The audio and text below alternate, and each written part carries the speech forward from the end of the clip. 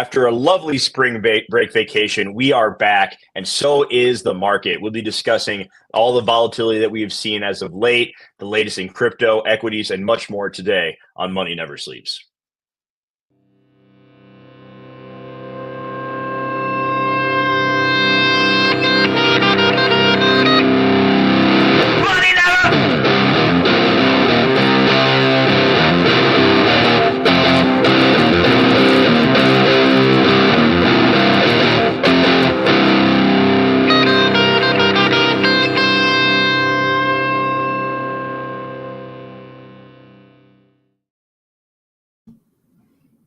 Thanks for joining us.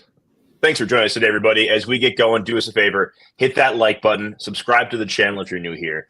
Nothing Kevin or I say is financial advice, so please do your own research. Kev, it's good to see you. It's been a little bit. We were both traveling, and the markets were pretty boring while we were gone. There wasn't anything too monumental happening. There was more tariff stuff. There was a Fed meeting where not a whole lot really took place. Not too much on the data side. Like, things are just kind of are trudging along. We're seeing the markets bounce a bit today. Crypto on its way back up, equities rebounding nicely. And once again, it comes down to the hope that maybe the Trump tariffs aren't quite as broad as, had previously been thought. We could get a tweet from him in an hour from now that could just totally blow that up. So how are you feeling right now as we sit here today on Monday? I'm doing pretty good, man. Glad to be back. While we were gone, I knew that we weren't going to crash the market. Just you and me being gone at the same time. They cancel each other out. Also, I was face-to-face with Michael Saylor while I was gone. So that's kind of fun because we talk mad shit about a lot of people on the show, Michael Saylor being one of them. And I was just looking him dead in the eyes, mean mugging him. And then also Josh Brown of CNBC, Ritz Holtz. He's always on CNBC. And Tom Lee of Fundstrat. So I've been surrounded by bulls on a beach for a few days, and it was a fun experience. But at the same time, I'm just like, there's that one meme. It's like, these people don't even know. The guy in the corner of the room at the party, that was me. But yeah, the markets were doing just kind of flat stuff. I thought that they were bottoming out last week. I expected this bounce that we're seeing today. I've honestly been bullish for the past week or so. Does that mean I'm bullish, macro? Hell no. But it does mean that I think that markets are going to get screwed in both directions. We saw it kind of after OpEx. Before OpEx going into it. Now we're seeing it after, and the markets seem very different. We still have a quarterly adjustment that has to happen. And, we're in this really interesting window right now. And I kind of see what's going on with the VIX, what's going on with equities. I think we have a ton of fun ahead of us in the next month or so. And, I'm actually really excited to see this because I think volatility is not dead, despite what everyone is going to be saying on the timeline these next few days. Yeah, we are seeing, a rebound here in crypto. Bitcoin back over 88,000. Last time I was there was, a few weeks ago. It's not like it, has been down low forever. And yeah, it's just been chugging along here. We see some alts taking a little bit of a run up as well. ETH over 2K, Solana back over 140, stuff like AVAX, XRP, Link, everything's kind of catching a bit at the moment. You mentioned the VIX back under 20. It is 17.6 at the moment. So definitely a pretty big fall off from when it was at 28 back 2 weeks ago. So The volatility seems to be calming a bit. Is this going to be a rally, like a sustained rally? I know a lot of people are thinking that, we saw the bottom in equities. I personally, deployed some more capital into the markets last week. Feel pretty good about that. Just going to kind of wait and see how things play out. But also bought some fart coin. I am now a holder of fart coin. So why not, there's that. Listen, it's at 57 cents right now. Its all-time high was like 250. If it goes back to its all-time high or even close to it, I'll feel good about the buy I made. So, we're going to have a little bit of fun here. Like, I was joking on Twitter, and I was being serious, but my two biggest buys of the last week were shares of Wells Fargo and Fartcoin. So, like, just polar opposite investments. But, yay, here we are. You got to be in it to win it, right? I Yeah. mean, it's actually not too different from my portfolio right now. 80% GameStop, 20% FFAI. It's meme season in my opinion. I think honestly meme season. But I heard a lot of people talking on the beach last week, and they were talking about this is the time to buy. They're bullish as fuck on Nvidia. Don't get me wrong. I think that there's a lot of growth potential for a lot of stocks. However, I do think that the Mag 7 are going to pull back, and you're going to see kind of this utility rally into September. I also think that we're going to be in a serious chop in this market. Like right now, a lot of people are thinking, oh yeah, we're going back to 6K for the S&P. I think that's possible. I just don't think it's this month. I think we're going to probably be between this range where we just had the lows at like 54 something. Maybe we go a little bit lower to like 5250, 5300, and then by September, late summer, we're at 6K again. And then next thing you know, we're just kind of just trading sideways up and down within this range until we finally lose it, maybe in Q3, Q4. But I do think that people buying here, yeah, it's going to drop a little bit. But I also think it's going to go up more than where you're buying in. But it's just this range that we're going to continue to be trading in, and this is kind of like a fun place to be, even though we know what's probably going to happen on the macro, despite whatever Trump says. I mean, this guy, I was talking with Chris before the show, and it was like this guy could literally come back and say the tariffs are back on the table for April 2nd, and the market could just lose its fucking mind, right? We don't know, but that's why we look at the macro. We look at things like volatility. We look at stuff like Fartcoin, and I didn't mean to say shit. I'm not dumping on your bags, bro. I meant to say Fartcoin, but then I was going to say memes like GameStop, where there's actual value out there, despite what maybe the larger market moves might be. So let's pull up the VIX real quick, just because that's the one that's really interesting to me. And the reason I bring it up is because whenever we see a VIX crush as hard as we have, you tend to see a really good push to the upside at some point. Now, we've had a major crush. We're at the 200 moving average on the daily. You can see that this move up to the upside was 100% controlled, and now it's controlled demolition to the downside. They're crushing this like crazy. But you can see that stochastic RSI, it's oversold. What we want to see is we want to start seeing these Bollinger Bands right up here, and this green one and this red one kind of converge, kind of getting closer and closer. That would probably, indicate that we're going to see a breakout sooner or later. I mean, we got those back here in February. You got them back here in December. You kind of want to see that before you expect any larger move to the upside. But the reason I bring this up is because last time, a lot of people were betting on the VIX going parabolic into OpEx. We didn't get that. We got the crush. Now the window of there being some weakness within the markets, especially for contracts with, the VIX, volatility correlated contracts, that window is now. So a lot of the stuff that didn't happen from the March OpEx now rolls over to the April OpEx. And this is important because we could see that move even before the April OpEx in the next 2 to 3 weeks. And then by April, maybe Powell comes out with an emergency rate cut, or they hint that at the May meeting, they are going to do another rate cut. So it's going to be really interesting to watch how this develops. I know the markets are very juiced right now. We can take a look at the S&P. The S&P right now is up 94 on the day. I got too many things going on this chart. Hold on, guys. But here's perfect. Go ahead. I was just going to say, looking at the CME futures, the rate probabilities, it's been interesting. And a week ago, there's about 22% probability of a 25 basis point cut.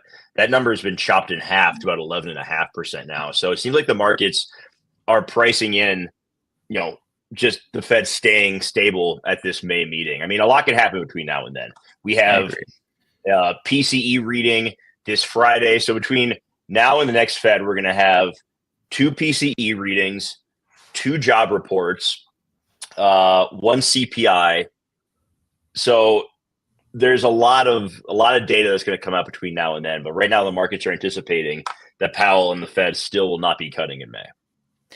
Yeah, I don't know if I agree with that, at least what people are betting on. I think that we are going to get a rate cut or some type of QE that comes in. Now, I've been talking about repo nonstop, right? The Fed just introduced repo back into the game. It's a short-term thing. It's only for like 5 days or so, from like the 27th of March till the 2nd of April. I think this is a trial run to see what happens if, the markets do see a bit of a downside going into April. But that is a form of QE that doesn't last long. That'd probably get us to Q4, if anything, right? If they do introduce it for the summer. But them doing this is kind of like, okay, they're testing out what happens if the market pulls back. Are we going to offer liquidity out there? But if they do end up doing a rate cut and they offer, QE via repo, we have to wonder whether the markets are going to like that or not. We're going to see a really significant bounce. But that would be under the impression that something happens in April that causes both the VIX to shoot up and also something to break within, I think, traditional markets. I have a few theories on what that could be, but we'll just look at the S&P real quick. We can see that the Bollinger Bands are coming closer and closer, so we are going to expect some type of violent move in either direction. Now, looking at this, we got 5 waves down. This is 3 waves, I think, here. We got wave 1, or wave A, B, and now C. We're going to see if that gets overextended. It's going to meet somewhere between the red and the green Bollinger Bands. Extremely overbought on the daily. This thing is showing me that the momentum to the upside is really bad. And we can also see that there's a massive gap right here that we shot up on today. Now, that's not necessarily a good thing. I think that this is probably going to 5850 to 5900 on the S&P. From there, we're probably going to get a reverse. Oh my goodness, I just got something good for my portfolio. We'll talk about this now. After the NASDAQ, same thing, right? NASDAQ gapping up. You can see that the Bollinger Bands are getting closer and closer, and this is on the daily. So I think that we talked about a really good move. We got the move going into the end of Q1. Now we're going to see that kind of finish out. That's just my opinion. I think we're going to see this finish up. We're going to put in some type of low. Now, I don't think the low is much lower than where we put in already. I think 53 to 52.50 is a really good low for the S&P. The NASDAQ, it really depends on what happens. I mean, black swan, if there is a black swan or something happens with trade and it affects, say, NVIDIA or one of these other top companies, we might be looking a little bit lower. The Dow itself is also one that I think is going to be in a very interesting place come, I don't know, maybe come summer. I wouldn't be surprised if we get close to like 39K, if not, 38K in the Dow. It's possible. Not necessarily a good sign, but I think that could also cause something to break or something is broken if we get to some of those levels. Now, the reason I kind of guessed for a second ago, it relates to a company that I think is in deep shit. And we kind of got information that Citadel is also in a really bad shape last night. They have $1 trillion worth of derivatives that are currently open. And they also, I believe they put out a memo saying that they will do any means necessary to make sure that they can provide liquidity for a market, and that sometimes the stocks that are in a short squeeze are unable to be bought at a certain point. So, obviously they have to take measures in which to make sure that they can provide liquidity for people who are trying to buy and sell within that market. They didn't say what that was about. I have a funny feeling it's about GameStop. We talk about GameStop a lot, especially recently. I've been super bullish on it. But the reason I've been talking about it is because there's a bank called UBS that currently, I think today or tomorrow, acquires Credit Suisse, who was a massive short holder of derivatives for GameStop. They acquire pretty much their book, and we know that the April 17th OpEx, a lot of shares, there's a lot of contracts out there for. The interesting thing about that is there's been a lot of failures to deliver, and we kind of know now that that's been coming through the Chicago Mercantile Exchange. That's why we've been seeing tons of failures to deliver. If there is a short squeeze, it's very possible that we can see GameStop and a lot of other things just start to break in April. GameStop to the upside. You can see a lot of pain in clearinghouses and banks. UBS, I think, on thin ice right now. The Swiss, they're using the Swiss franc, but at the same time, it's not the euro. We know that Europe's in a lot of pain. There's going to be a lot of derivatives trying to balance. If the yen goes haywire too, where the yen just gets strong really quick out of nowhere, we're probably going to see a perfect storm for, a lot of unwinding that could bring us down to the S&P. From where we currently are for where I think we're going to be 5,900, say, that could bring us down 700 points. That could break something in the market. That could scare the Fed into doing a rate cut in May. Again, this is all theory, hypothesis, something that could happen. Let's pull up GameStop's chart real quick, and we can see what's been going on in the past few days. Do you have any GameStop, Jweb? I am not a holder of GameStop. I am a massive holder. No, I'm just kidding. I'm not a massive holder. This was my play of the year, right? I didn't want to get into the markets because obviously I didn't want to play with contracts, options, not fun. Those things expire worthless to the market. The market makers always make money on those. But I've been bullish on GameStop, and we seem to have hit a low down here around $21.46. And over the past few days, you can see that GameStop has just been going fairly up. From that low, we are up about 18%. which is a really good move. Aside from that, we know that if there is more short interest than they're reporting, and no one wants to sell their shares, and people start to exercise some of those contracts that they have because now they're in the money, there's a good chance. And again, a lot of those contracts, they weren't bought at 23, $30 or so. A lot of those contracts were bought way down here, when it was sub $12. So obviously they're in the money. Question is, do they exercise those contracts? And if they do, a lot of these institutions have to provide those shares for people. And if they don't have them on hand, then they have to buy them back, and they have to buy them back at a premium. Short squeeze, that's what I expect. But there's a lot of fun trades that you can kind of look at this. A lot of these institutions know that they can't afford to buy GameStop back right now. So they look to other things. FFAI is the one I've been talking about. And the reason why I've been talking about it is because I'm liking all the technicals I'm seeing. I also know that UBS has been using this in the past, but we've been talking about the Bollinger Bands. Just out of nowhere today, up 5.5% just since we started the show. And the fun thing is those Bollinger Bands are getting extremely tight. And what's tomorrow? GameStop earnings. Ooh, There's baby. I'm saying GameStop, there's going to be major fireworks. It could pull back in the short term, but at some point, getting closer to that April OpEx, there is probably going to be some type of roaring kitty tweet, some type of huge acquisition. I believe that someone found in the code of their new website that there was acquisitions and mergers. There's a lot of talk that people from Dubai and Saudi Arabia are actively investing in GameStop. Their new card grading service, what is it, PSA? Over 1 million people have submitted cards to be graded, and this is huge for Pokemon, baseball, all that type of stuff. They have $4.6 billion of cash on hand, and they have no debt. This is the perfect storm, guys. I'm not saying that you should be buying GameStop, but I am saying this is my thesis why I'm extremely bullish on it, and it's because I know that the banks are probably hurting on this, and I also think that people are just ape into this shit too. And there's going to be a lot of people that are going to have to cover their ass because they don't want to be another Melvin Capital, right? I don't know if the exchanges eat shit or if they just say, you can't buy the stock, but there's been a lot of fishy stuff over GameStop in the past 6 months. We've seen it. We've talked about it. I think the time is finally here where you're going to start to see this move to the upside. Tomorrow is going to be absolutely the make or break moment, I believe, for what happens with GameStop and a lot of these contracts that are going to be expiring come April 17th. So keep an eye on that. Outside of that, let's take a look at crypto. I've talked enough today. What do you want to jump into? Let's start. You can talk all you want because I'm sick and my throat is killing me. But I want to look at Bitcoin because we're kind of approaching this downward trend line that we started back on the 31st of January. I kind of want to take a look and see what your thoughts are there. Let me see. Let me pull up the other chart. We're right at a point where it's trying to break out of this trend. I'm curious what you think if you look at that. Yeah, again, I've said this before. I expected everything to be bullish into this week. Obviously, OpEx is over, and even though people don't believe OpEx is important for stuff like crypto, now it is. It's fine. It's part of TradFi. I don't care what anyone says. Looking at this here, this tried to break out once, and it got rejected right back into the trend line.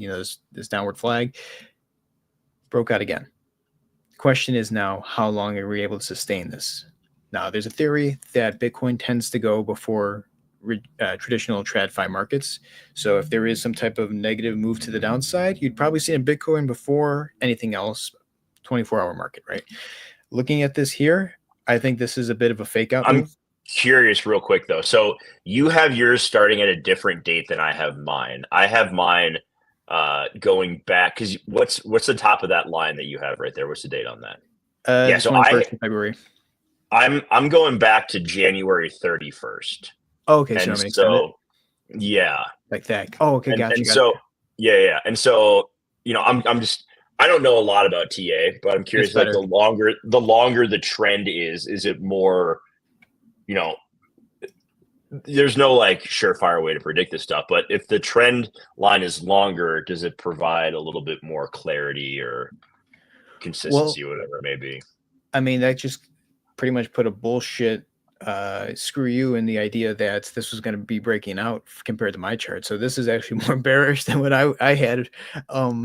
So yeah, I mean, this is a longer trend line. It means it's just historical resistance, and historical, I mean, over the past few weeks, months. Looking at here, we're getting a bit of a breakout today. The question is, how long can it hold? The apex of this is saying Sunday. Oh man, Jay, why did you show me this? This is even worse than I thought. April 6th is a Sunday. Are you telling me that's when the Japanese yen carry trade is going to unwind? April 6th? Maybe I just called it right there. You know what? If we did, we deserve to be the focus of the Big Short too. Michael Lewis and Adam McKay, they can make the movie about us. But looking at this right here, yeah, I mean that's a bad sign. I don't like that at all.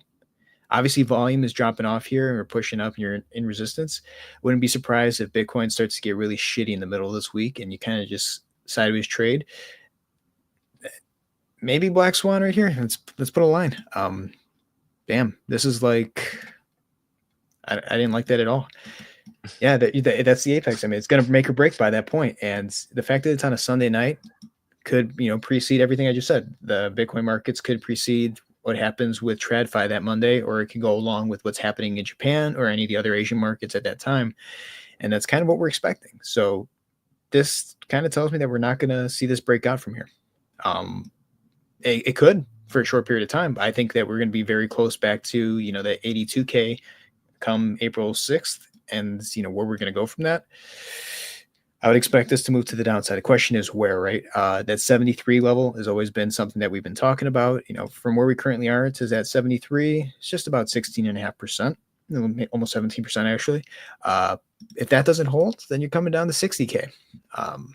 That's an even bigger move. Where does it go from there? Finding a little 31% drop. You probably trade sideways, maybe push up a little bit, but I don't think you're going to all-time highs then. So that's going to be really interesting now. This is something that we're definitely going to be covering, because if this breaks down below that 73K, 60K is your next level of major resistance, and then you're just going to probably be seeing how it trades after that. I don't think it's going to go lower than 60K unless something horrible happens, like someone learns how to use a quantum computer to hack everyone's wallet to Bitcoin. Like that would be the worst case scenario I could possibly imagine. That just becomes an uninvestable asset. But looking at this right now, I don't think we're going higher. I said we wouldn't go higher than 91. We're at 88K right now. Maybe it's a little bit sideways here. Maybe sideways for a few days. I would say by Wednesday or Thursday, we're not putting in newer highs. That's just my opinion looking at this, especially with how overbought we are on the daily. Let's look at some of the other assets real quick, see what they're saying. Yeah, I mean, this is a shitty fucking chart too. I mean, it all looks bad. All right, Ethereum is a disaster. Yeah, this thing will be $200 before you know it. When does this come out? Yeah, Friday, April 4th. That's a bad week. That's what you kind of look at. I said the weakness is still here in terms of the window of weakness for stocks that are going up, crypto going up, it's still here. They could just turn around like that. Volatility has been crushed. We've always seen the volatility get crushed before something bad happens. Extremely overbought in the daily. It's going up in price while the volume, look how bad this volume is on the daily. This is shit. Yeah, man. Well, we just uncovered that crypto is not looking too good.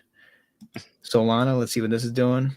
I don't really care what Solana's doing. Honestly, it's broken out of this. It's probably going to the origin of this, which is eventually like $22 or so. But right now it just looks overbought and hasn't really moved that much to the upside. Greater crypto market takes everything else down with it. You're not looking in a good spot. Where else are we? XRP, see how that's doing. That's still head and shoulders to me. That's going to break down at some point. You're looking at like 130 or so before you find like the level of support. AVAX. Yeah, these charts all look the same. These all look bad to me. I don't even mean to be an asshole. It's just they all look bad. What else we got here? Let's just look in the TradFi real quick. Unless you want to look at Farcoin or something like that. No, I'm good. We can wrap it up with looking at a couple of the TradFi stocks here. Yeah, look at the Mag 7s, right? You got a lot of gaps here. I'm going to erase this 13th mark. This is shitty. This is a lot of gaps. I don't negate the fact that we could push up a little bit higher. I got 132.99 up here. I'd be happy if we get to 130. I think that's very possible in the next few days, especially if something bullish comes out or like Trump doesn't say anything for 2 days. there's a good chance that the markets could try and claw back to sell from higher, which is what I expect. What else we got? Netflix, shitty. I don't like that at all. That's a parallel channel. That's pretty steep too. Look how overbought it is on the daily. Volume dropping off. Not good. Tesla trying. It's trying. Another gap there. Another gap down here. Overbought. A lot of volume coming in the past 2 days. I will say that for Tesla, but nothing is singing to me that we're in a good spot. I mean, look at this. We've had this major push down, and everyone's probably getting excited about these gap ups that we're going to have. Those are going to be filled in one candle. I'm just warning everyone. If we do have some type of negative black swan, negative volatility events that kicks back in, those gaps are going to be filled in one candle because there is low volume and high weakness behind this. These moves are just not great. Same thing. Apple, interesting, but that's an ABC right there. Nothing looks good. I mean, it's all bad. I'm bullish right now, but I'm bullish on stupidity. So obviously that means that people are going to be, oh, look at this. I'm going to flip like Wednesday night. I guarantee you. There's something's going to happen. I'm just going to be like, yeah, that's the top.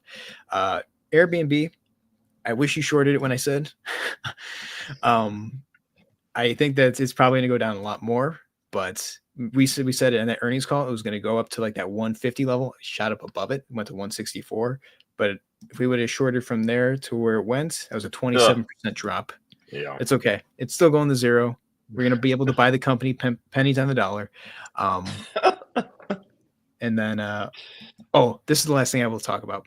So I was on the beach and these guys were talking about finance and they were talking about the 10-year yield and everything like that. And then they were saying how it's going to keep going down. And I'm like, no, it's not. And they're like, what do you mean? I'm like, it's going to 6%. And they all laughed at me. They all laughed at me when I said it was going to 6%. I'm going to tell you this right now. Trump and Bessent are doing a great job of, keeping the low end or the short end of the yield curve intact. But when I look at this is the 10-year. That is bullish as fuck if you're expecting rates to go up. I mean, this thing is going to go north of 5%. And what would be the only thing that brings it down from 6%? A major market crash. That is the only thing that would bring it down. And that means this summer, we're probably going to see the 10-year rise fairly significantly. And in my opinion, I think that if something happens here, you're going to see some QE come in. If that QE comes in, that is not good for the 10-year, the 20-year. It's not. I don't care what anyone says. That's just going to be the more inflationary scenario. And then something breaks later on. But this is, we could leave it at this, but this is a very interesting point in this market. I'm excited. I think a lot of things are going to be happening over the summer, even if it is sideways chop between 52 and 6K. I think we're going to see a lot of moves and a lot of opportunities to make money. And then come in September, everyone's going to go on vacation. At least I'm going to go on vacation. I don't want to be in this market then. All right. That is going to wrap it up for today. We'll be back on Wednesday at the regular time. Appreciate those of you who joined us. Hit that like button if you haven't yet. Subscribe to the channel. Drop a comment. All of that good stuff. Have a great rest of your day, everybody, and we will see you next time. Take care, everyone.